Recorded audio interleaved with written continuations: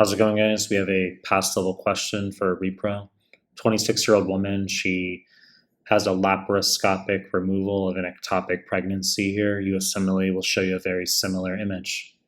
Okay, so we're looking at the fallopian tube encasing the ectopic pregnancy, the fetus that obviously didn't survive because of the procedure. So what's most likely part of this patient's history? Choice A, cervical motion tenderness. Correct answer. This is very buzzy for pelvic inflammatory disease, PID, and USMLE. This is what you need to know that's past level, okay? The highest yield cause of ectopic pregnancy is salpingitis, which means inflammation of fallopian tubes, resulting in scarring.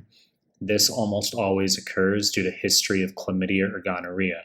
When chlamydia or gonorrhea cause inflammation of the fallopian tubes of salpingitis and the uterus, we call that PID. Now, USMLE will give you a 12-line paragraph, and they'll say in there that there's adnexal and cervical motion tenderness. Very, very buzzy for PID. Okay? So just an important examination detail you have to know. So let's just quickly whip through the others. I'll tell you some high points. Chromosomal abnormalities wrong. This is the correct answer for the most common cause of first trimester spontaneous abortion. This has nothing to do with trisomy 21, 18, 13. This is just unbalanced chromosomal anomaly they can have as an answer, unbalanced chromosomal translocation they can have as an answer, but you just need to know that non-specific chromosomal anomalies are the highest yield and most common cause of first trimester spontaneous abortion. Increased risk with both maternal and paternal ages. Wrong fucking answer. Choice C, didelphys, refers to a double uterus, double cervix, and sometimes double vagina, which is wrong, okay? This can just lead to infertility.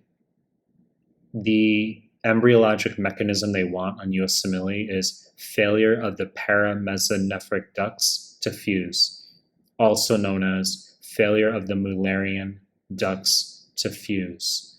Wrong fucking answer. Choice D, epilepsy is wrong. So this could refer to history of valproic acid, carbamazepine, phenytoin, which can cause neural tube defects, folate malabsorption. Okay, so if we gave you spina bifida, then this could have been a buzzy answer where you need to know the neural tube is forming within the first 4 weeks, especially the 3rd to 4th week. It's going to be finished by the 4th week, and that valproic acid in particular is known to cause neural tube defects. Any of the anti-epileptics really, but women who are planning to get pregnant, they need folate, vitamin B9, especially in those first 3 to 4 weeks. Wrong fucking answer.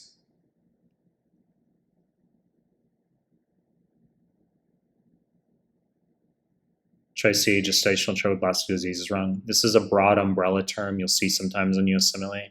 This refers to any abnormality of trophoblastic cells, but it refers to hydatidiform mole, can refer to invasive mole, choriocarcinoma. So what I want you to know for USMLE, because we can do a lengthy seminar on this stuff, that hydatidiform moles, complete and partial, but especially complete, that increases the risk of choriocarcinoma. It's a cancer of syncytial trophoblastic cells, or they can say cancer of placental tissue, and it likes to metastasize to the brain and the lungs, and beta HCG will be super elevated. So if you get a patient with a history of a mole, and then on follow-up, their beta HCG is super, super high, that's choriocarcinoma until proven otherwise. Wrong fucking answer. Choice F, hematocolpos, is wrong. So this is the term when we have an imperforate hymen and blood builds up behind the hymen, leading to a bluish bulge, and there can still be pain with menses. They'll say, 15-year-old girl, never had a menstrual period. She's had cyclical pelvic pain for the past several months, and physical examination shows a bluish bulge behind the hymen in the vaginal canal. And the answer is just cruciate incision of the hymen.